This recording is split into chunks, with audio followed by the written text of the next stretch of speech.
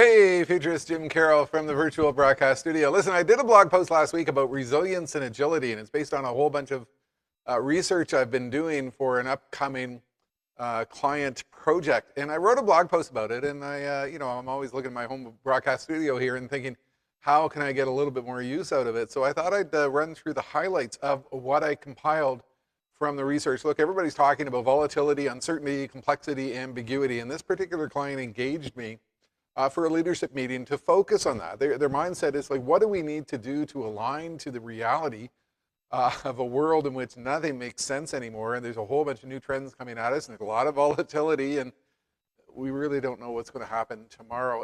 And what I did to prepare for this is what I do for a lot of client events. I use a very effective tool that lets me access thousands, tens of thousands, millions of articles, publications, industry reports, and I can do a very focused search. So I went and I pulled down about 1,000 articles that had to do with resilience and volatility and what some companies and organizations were doing through the pandemic to deal with the reality of this complex new world. And this is very similar to something I did about 10 years ago. I had a client brought me in for a talk on innovation. And they said, what we really want to know, we don't want a cookie cutter thing about innovation. We want to know, how can we become world-class innovators? How can we really excel at what we do? And what I did in that case was, again, I did a whole bunch of research, thousands of articles, taking a look at innovation strategies, and I compiled this list of what is it that world-class innovators do that others don't do. And this is the type of thing I do when I lead myself into a client event. So right now, we're in a situation in which companies are really struggling with the issue of resilience. Supply chains are challenged. Here in Canada, we've got border blockades. We've got a potential war on the horizon. There's a lot of situations with companies dealing with skills exodus, with the Great Resignation. I mean, there's just so much volatility, uncertainty, complexity, and ambiguity that organizations are trying to figure out, well, what do we do? And I wrote this one post weeks ago that said, maybe what you really need to have is you need to have a chief resilience officer. But through the research I've done leading up to this blog post and coming up for this keynote, I identified what I saw a whole bunch of organizations concentrating on, and I want to take you through the list because I really think this helps us to define what this concept of resilience is. Number one, the common thread with a lot of organizations, what they really learned through the pandemic, is what we might call strategic nimbleness.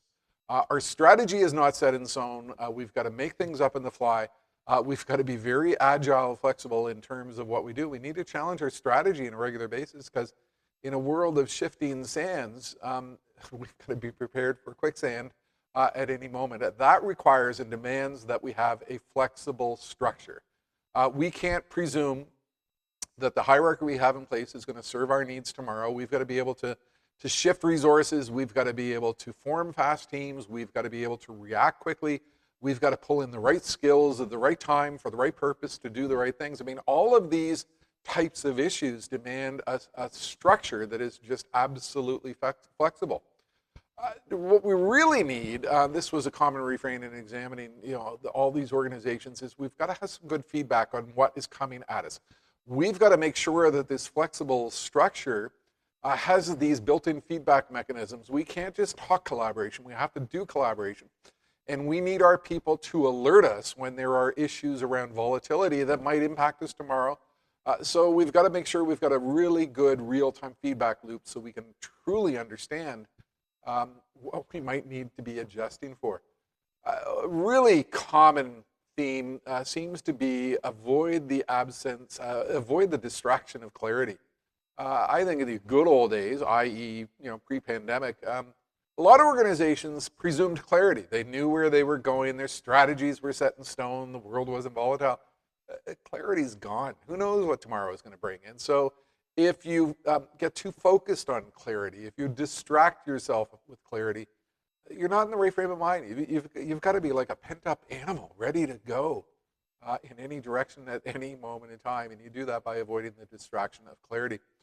That means you have to have extremely fast realignment of your goals. Your goals are going to have to continually shift because the goalposts keep on changing on a frequent basis. You can't presume anything. And so that seems to be a core leadership skill that is focused on resilience. Fast new opportunity spotting. As a futurist, I'm always explaining to my clients, every trend presents both a threat and an opportunity. And what I've witnessed through all the research I've been doing is those who have excelled have really excelled at spotting opportunities that are emerging with the volatility. How can we take what we do? How can we take our product? How can we take our structure? How can we take the infrastructure we might have in place? How can we take our values or our strategy and realign those to what we see with fast new opportunities that are emerging? To do that, you've really got to have an effective culture that excels at fast opportunity spotting.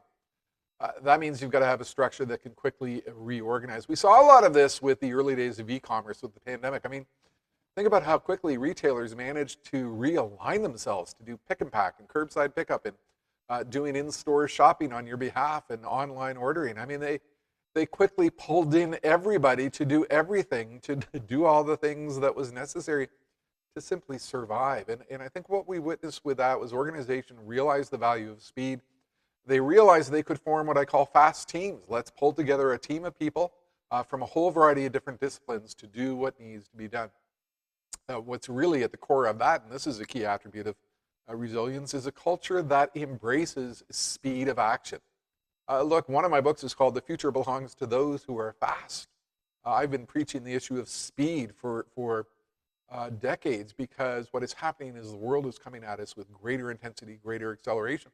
Well, the pandemic made the world even faster. And what I witnessed with all the research I've done is the organizations that really survived and thrived through this were the ones that truly embraced speed of action. That demanded that they cut through organizational sclerosis. For years, I've talked about the innovation killers. You know, the phrases, you can't do that because we've always done it this way. It won't work. It's a dumb idea. Why can't we just keep doing what we've always done? These are the phrases that kill organizations and send them into a death spiral. And if you look at what these leaders in resilience have done, is they've cut through that. They've cut out the sclerosis, which is clogging up their ability to align to the future. That came from accelerated decision making. Look, we got to make a decision. We got to do it now. We don't have time to waste. I think what has really happened is organizations have discovered to truly achieve resilience, they've got to cut through the barriers that caused slow decision making. It simply speed it up. And that demanded the ability to act in the presence of imperfect data. A lot of organizations train themselves in the past with big data and analytics and complex reporting chains and sophisticated financial systems. They had to have perfect data to make the perfect decision. Well, we don't have perfect data anymore. The data is going to be unreliable because of volatility. So we better make sure that we just simply move and act fast. The decision might be wrong, but we can build upon that, correct our mistakes, and do it right the next time. Let's just move without perfect data. And that's a key leadership aspect of this new resilience that is unfolding. A lot of these organizations challenge themselves on process too. We get very focused on process and structure and rules and regulations, and resilient organizations sort of adopt the mindset rules are made to be broken. It's the only way we're going to get through this thing. So we've got to challenge the process that holds us back. I think at the core of a lot of this stuff is a team, a mindset that really stops taking things for granted. It's at the heart of that whole concept of VUCA: volatility, uncertainty, complexity, ambiguity. That's the world we're in now. And so we can't take anything for granted. We've got to be prepared for anything, because anything could happen tomorrow. That's what resilience is all about. And redundancy. Volatility demands that we be able, when we spring into action with fast decision-making and fast acting capabilities, that we've got backups. We've got systems which can kick in when something goes wrong. We're seeing this with supply chain. If you don't have a supply chain with resilience built in, you don't have anything. And here I'm by the airport outside Toronto, Canada, and I'm on the flight path.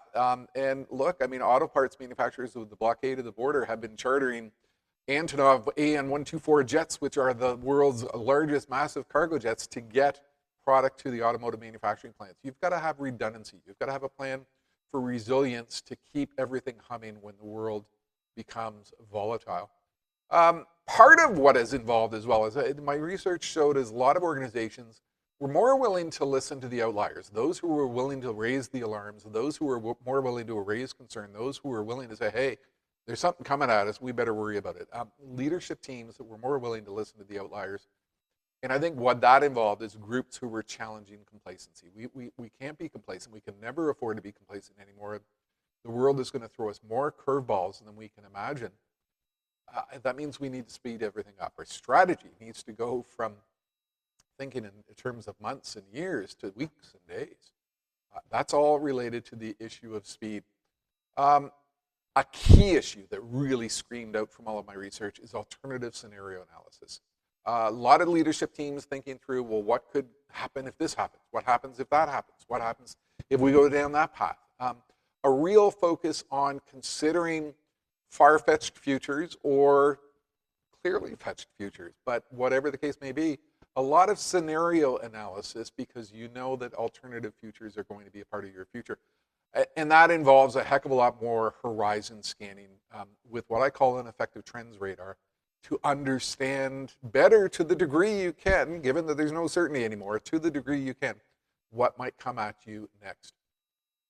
I think at the core of this resilience thing is a lot of these organizations seem to presume at the start that they were moving slower than everyone else. I think a lot of them looked around at their competitors and go, whoa, they're moving way faster. Whoa, look at those guys go. We can't do that. We better be able to do that. So from that perspective, speed became their core mantra.